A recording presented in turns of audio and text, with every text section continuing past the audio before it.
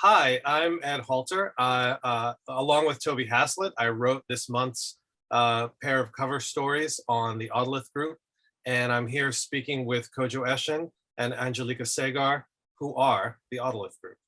Hi. Hi, Ed. Hi, Ed.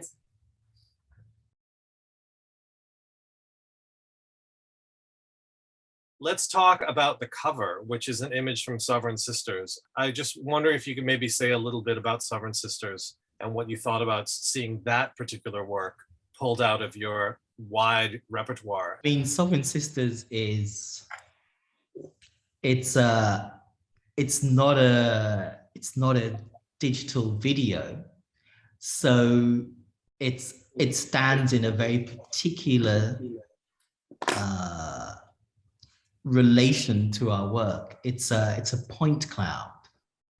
So you send out, you take a 3D scanner and you send lasers towards this monument in a park in Bern in Switzerland, and then you composite the information, and then what you see is the volume of information of this monument. And it's fascinating because what the monument speaks of is this kind of imperial desire to plan the planet, to plan a kind of global communications network. That's really what this monument is. It's a monument to the kind of the desire to project a global postal communication system that can wrap around the planet. And it's how you envision that network in terms of the kind of imperial fantasies of the continents as naked women, a globe made of bronze, rocks of granite, and all of that situated in an artificial lake guarded by the goddess of Bern. So what we've done is take this kind of imperial monument with this kind of racializing vocabulary, and then use the language of digital animation to create a kind of spectral spectacle of this kind of unseen, unsuspected communication network, a network that most people could not point to and could not name, but which nonetheless continues working away behind the scenes, you know, to this day. I mean, I think it's also, I mean, Sovereign Sisters is not alone as a piece of, it's a standalone work, but it's attached to In the Year of the Quiet Sun and Statecraft, you know, which draw from the kind of the matter of the postal politics in relation to a distribution network and the stamps that were produced in 56 countries at the moment of those countries got one independence in the continent of Africa. So, and the distribution network that postal unions were part of that allowed for these emblematic moment to kind of be distributed all over the world. And the kind of sense of the magnification of those moments and the politics they implied and the images they produced in the Year of the Quiet Sun.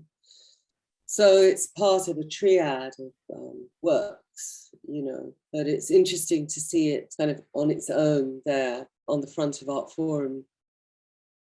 Yeah, and I was going to say, I mean, this is also something perhaps particularly informed by Britain. I think a lot about John Grierson's understanding that the post office is a communication system, you know, is something that always sticks with me, that is how he understood the post office. And it seems that we're back there now again. Absolutely. Absolutely. And Lumumba was a postman for a while. Oh, really? Yeah. Yeah. Patrice Lumumba worked in the postal system. Jean-Paul Sartre wrote about Lumumba as a postman. Lenin talked about the Soviet state learning from the postal system. Ayn Rand talked about the postal system as this And communication Tagore wrote a network. play called The Post Office. So yeah, I think it's clear that, you know, when you thread that line, it's clear that all of these figures understood the postal system as some kind of potentially planetary network, which both seems to promise utopia, but which clearly delivers a capacity to bind and inscribe and underwrite communication itself. And that seems to lead straight to like a neo-fascist like Musk. It also makes me think how much the internet is built on the postal system as well, you know? Absolutely. We think of like, you know, early nautical packets, like the whole idea of the packet trade as a form of the postal service now becomes packet switching. And I mean, even in the point of, I don't know about in Europe, but in the US, there are telegraph lines that were built along the original lines of the Pony Express or similar kinds of things. And then those Right. telegraph lines get built over as the internet lines. So we are literally using some of the same routes that were used for the Yes. Postal Service. Yeah. Sometimes routes that are very, very, very old, you know? Exactly. I mean, Mahan's point is that Mahan makes one brilliant point, which is that, of course, the internet aggrandizes itself in the idea and the image of the cloud. Sovereign Sisters points to this monument from 1907, which aggrandizes postal communications as goddesses circulating a continent, circulating a planet, excuse me. So this move from the goddesses circulating a planet to the contemporary imagination of the cloud, in a way, what we've done is situate ourselves using the point cloud. The work is, it's kind of bringing this early 20th century language of imperial patriarchitecture and forcing it to speak to this language of the digital cloud. And so a language of derealization, a language of denaturalization, actually seems necessary in order to get us to perceive and to concentrate on a mode of power which is continually withdrawing from sight. You know, there's a certain mode of power that doesn't want to be named and that trades in opacity and trades in spectrality and hides in the shadows. And sometimes you need an opaque language to name an opaque system of power. So that's part of what's going on with Sovereign Sisters. And it's kind of overwhelming to see it, you know, frozen in motion forever on the front cover of the May 2022 edition of Artforum.